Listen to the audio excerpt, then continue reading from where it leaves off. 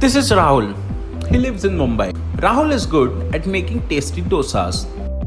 He's been running a idli dosa stall near Dadar railway station, and a lot of people visit his stall on a daily basis.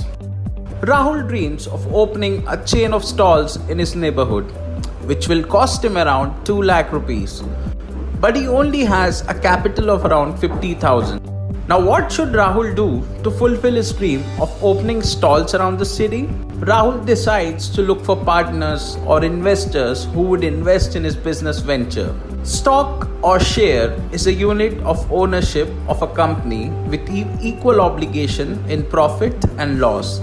Each share of a company is worth a certain amount based on what the company is actually worth. Now, 3 of Rahul's friends agree to be a partner in his business venture and invest rupees 50,000 each. Rahul now has the required capital of 2 lakh to start his business. He and his 3 friends now have an equal share, that is 25% each in the company.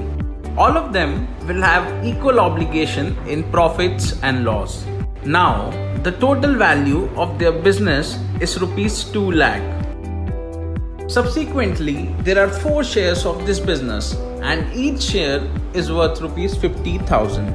5 years later, Rahul has started stalls all across Mumbai. His company's value has increased 20 times in the last 5 years from rupees 2 lakh to rupees 40 lakhs. A single share of his company is worth rupees 10 lakh.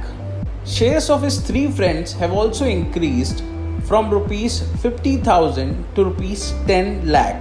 Similarly, in the stock market, companies offer their shares to common investors when they are looking to raise capital for business expansion or making new products. We can buy shares of these companies on a stock exchange. If Reliance Industries has total of 100 shares and if I buy 1 share of Reliance, then I'll become a partner shareholder of 1%